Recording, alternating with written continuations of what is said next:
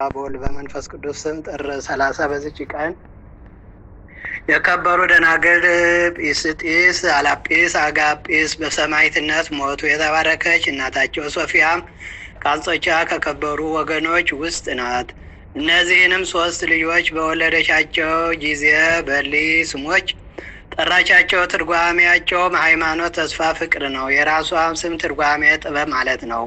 ጥቂትም ባደጉ ጊዜ ወደ ሮሜ ከተማ ወስዳ በጎ አምልኮ እግዚአብሔርን መፍራትን የቤተ ክርስቲያንንም ትምህርት አስተማረቻቸው። በካዲው የሮሜ ንጉሥ ባሪያኖስ ዘንድ ወሬያቸው ተሰማ። ወደ እርሱም ያመጧቸው ዘንድ አዘዘና አመጧቸው። እናታቸውን በማስተማር ትመክራቸውና ታጸናቸው ነበር። እንዲህም ትላቸዋለች፣ ልጆቼ ተጠበቁ። የዚህን የኃላፊውን ዓለም ክብር በማየት ልባችሁ እንዳይደክምና ከዘላለማዊ ክብር እንዳትርቁ ከሙሽራው ከክርስቶስ ጋር ሆናችሁ ወደ ሰማያዊ ሰርግ እንድትገቡ ጠንክሩ። እድሜያቸውም የታላቂቱ 12 የሁለተኛይቱ 10 የሶስተኛይቱ 9 ነው። እናታቸውን ወደ ንጉሡ ባቀረበቻቸው ጊዜ ታላቂቱ ጲስጢስን እኔን ስሜ ከቤተ መንግስት ታላላቆች ለአንዱ አጋባሻለሁ፣ ብዙ ስጦታንም ሰጥሻለሁ፣ ለአጵሎንም ስገጂ አላት። እርሷም እርሱንና የረከሱ አማልክቶቹን ሰደበች። እርሱም ተቆጥቶ በብረት ዘንጎች እንዲደበድቧት ጡቶቿንም እንዲቆርጡ እሳትንም ከብረት ምጣድ በታች በማንደድ ባሩድ፣ ሙጫ፣ ሰሊጥ በውስጡ አድርገው እጅግ አፍልተው ወደዚያ ይጨምሯት ዘንድ አዘዘ። በጨመሯትም ጊዜ እየጸለየች በብረት ምጣድ ውስጥ ቆመች። ከቶ እሳት አልነካትም። የምጣዱም ግለት ጸጥ ብሎ እንደ ጠዋት ጊዜ ጤዛ ቀዝቃዛ ሆነ።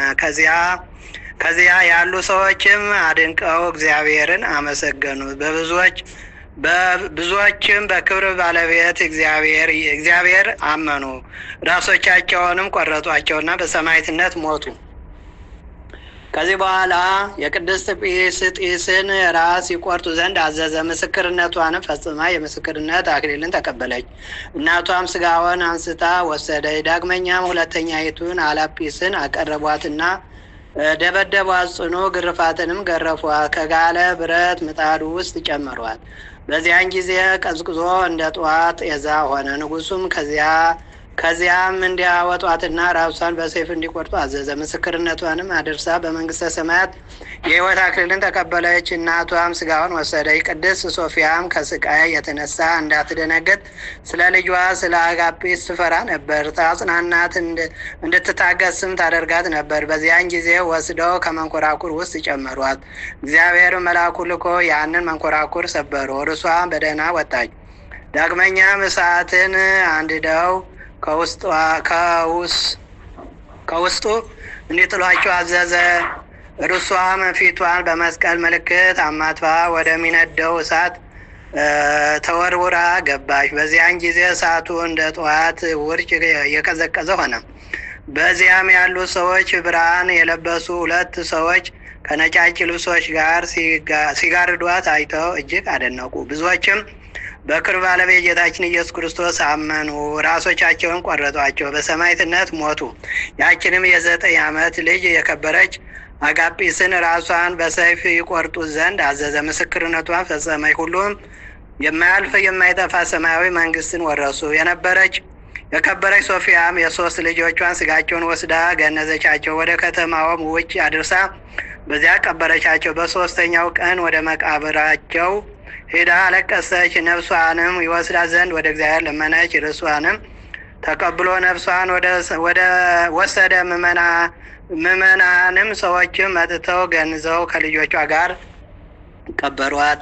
በካዲው ንጉሥ ላይ ግን እግዚአብሔር ጭንቅ የሆነ ደዌ ላከ። ዓይኖቹም ፈረጡ፣ አጥንቶቹም እስከሚታዩ ስጋ ሁሉ ተሰነጣጠቀ። እጆቹም ተቆራረጡ። ከርሱም ደምና መግል ፈሰሰ። ትልም ይወድቅ ነበር። ሁለመናውም ተበላሽቶ በክፉ ሞት ሞተ። ስለ እነዚያ ደናግል ጌታ ተበቅሎታልና ለእግዚአብሔር ምስጋና ይሁን። እኛንም በጸሎታቸው ይማረን፣ በረከታቸውም ከእኛ ጋር ትኑር ለዘላለሙ አሜን። ተፈጸመ ምንባብ ዘወርኀ ጥር። ወስብሐት ለእግዚአብሔር ለዓለመ ዓለም አሜን። በስመ አብ ወወልድ ወመንፈስ ቅዱስ አሐዱ አምላክ።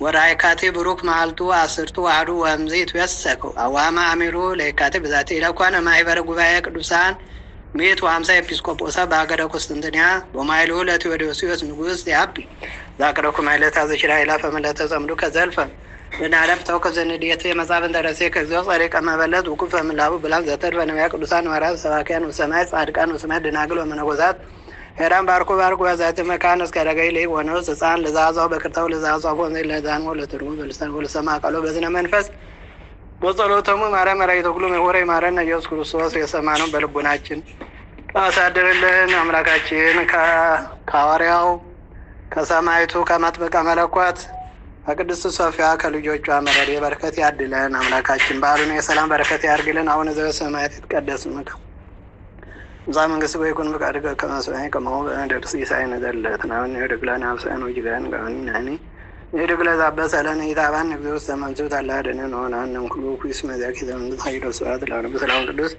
ገብርኤል መልአኩ ቤተ ማርያም ሰላም ነሽ ድንግል ይሳሊ ወጸልይ ማለት አቁር ወልሽ ኢየሱስ ክርስቶስ ከመይ ስራ ይረና ጣይን ማይጸም ባህል በግሬ ተሰራ ማይሰራ ኃጢአት እግዚአብሔር ይፍታ። አሜን።